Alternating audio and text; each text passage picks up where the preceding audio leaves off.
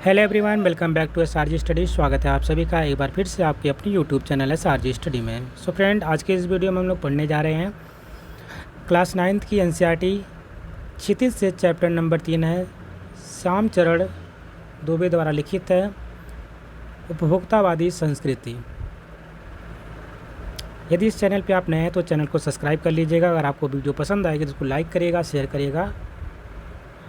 आइए शुरुआत करते हैं सबसे पहले प्रश्न से। पहला प्रश्न है, प्रश्न नंबर 1 में पूछा जा रहा है कि लेखक के अनुसार जीवन में सुख से क्या अभिप्राय है। उत्तर में लिखेंगे आप लोग, लेखक के अनुसार जीवन में सुख का अभिप्राय केवल उपभोग सुख नहीं है।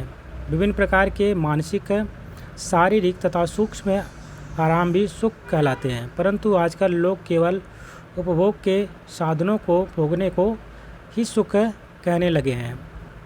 आज की उपभोक्तावादी संस्कृति हमारे दैनिक जीवन को किस प्रकार से प्रभावित कर रही है। उत्तर में आप लोग लिखेंगे, आज की उपभोक्तावादी संस्कृति हमारे दैनिक जीवन को पूरी तरह प्रभावित कर रही है।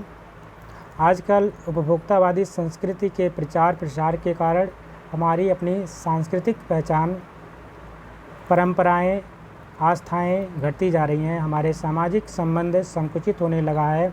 मन में अशांति एवं आक्रोश बढ़ रहे हैं।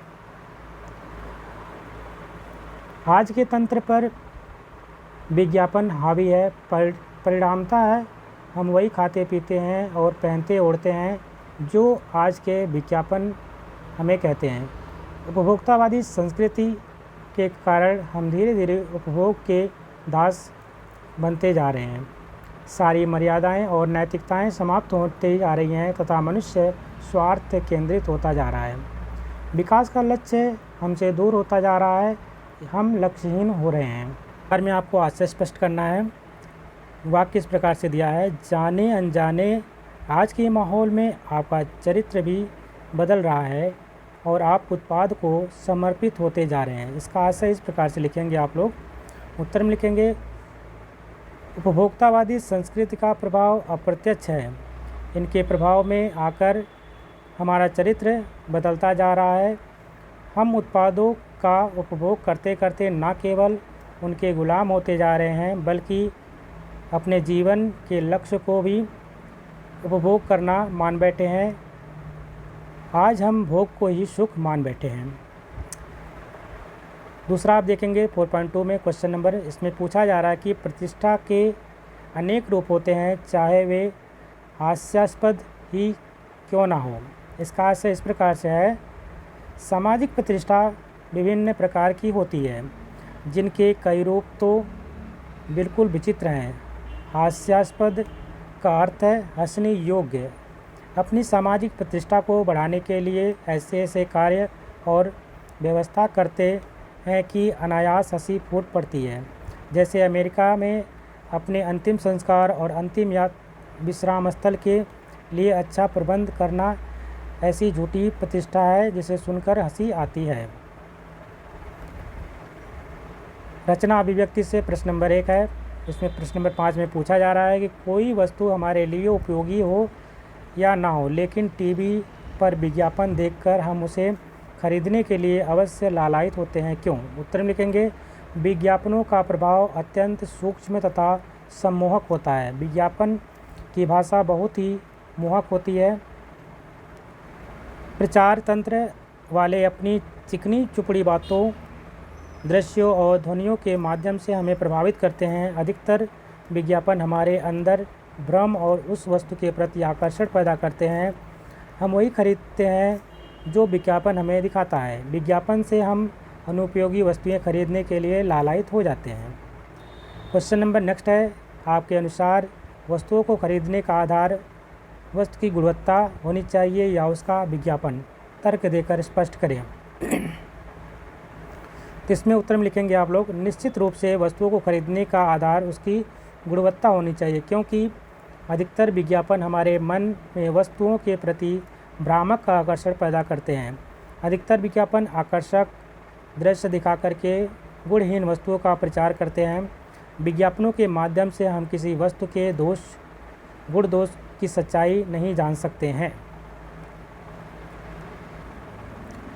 प्रश्न नंबर 7 है। इसमें पूछा जा रहा है कि पाठ के आधार पर आज कि उपभोक्तावादी युग में पनप रही दिखावे की संस्कृति पर विचार व्यक्त कीजिए। उत्तर में लिखेंगे यह बात बिल्कुल सच है कि आज दिखावे की संस्कृति पनप रही है।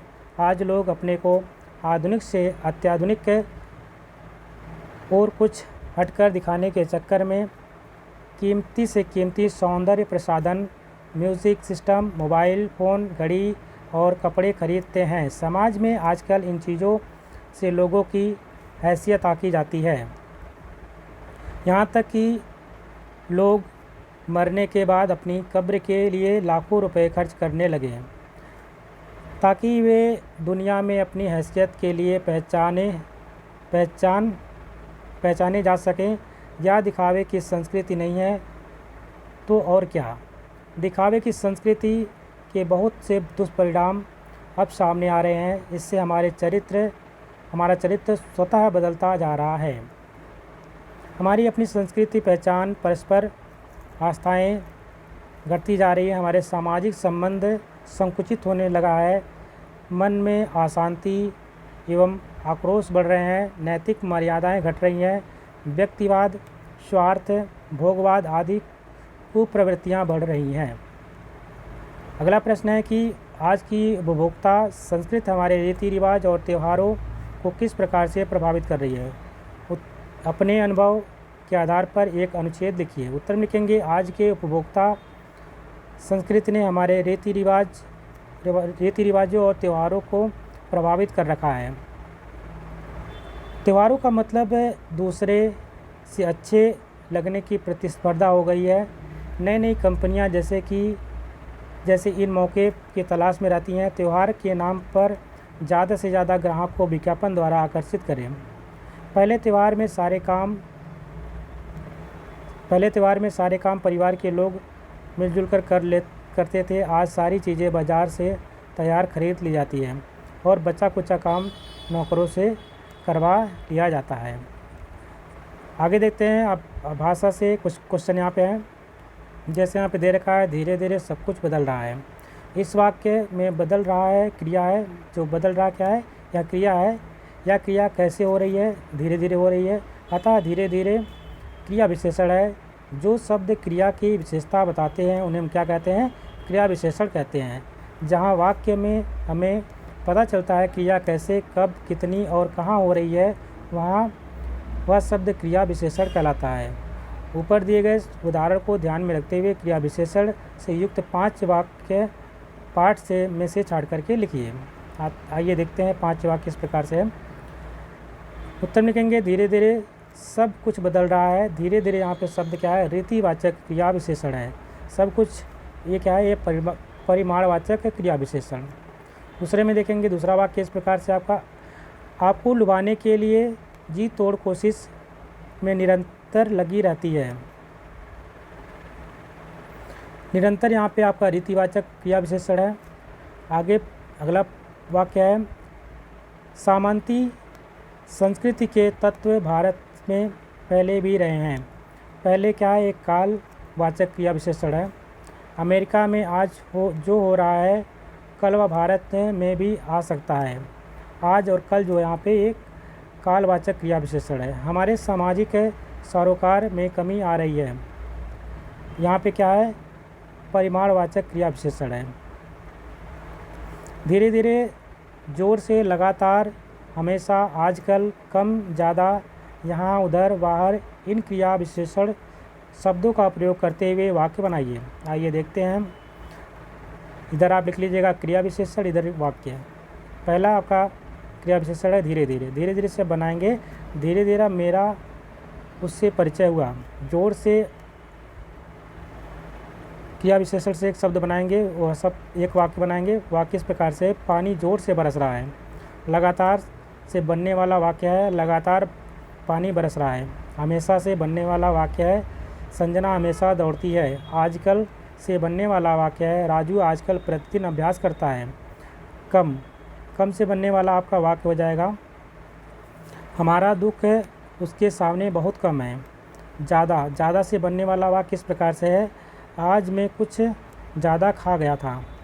यहाँ से बनने वाला वाक्य है वह यहाँ आएगा। से बनने वाला वाक्य है उसने उधर मुड़कर ना देखा। बाहर से बनने वाला वाक्य है चिड़िया बाहर बिलख रही थी। प्रश्न नंबर नेक्स्ट है, नीचे दिए गए वाक्यों से क्रिया विशेषण और विशेषण शब्द छांट करके अलग लिखिए। जैसे यहाँ पे दे रखा है कल रात से निरंतर बारिश हो रही है। निरंतर यहाँ पे क्या आपका है, एक रीतिवाचक क्रिया विशेषण है। कल रात से ये आपका कालवाचक क्रिया विशेषण है।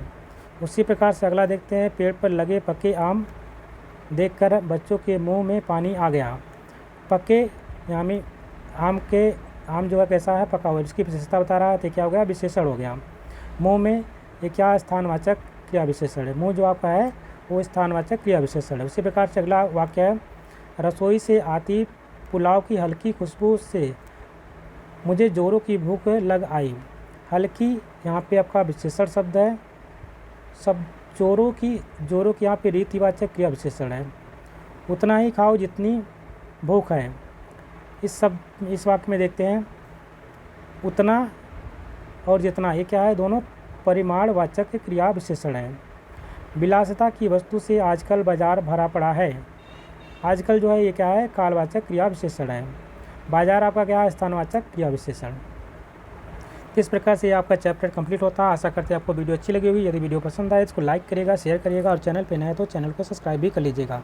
मिलते हैं एक नए वीडियो में, तब तक के लिए नमस्कार, जय हिंद।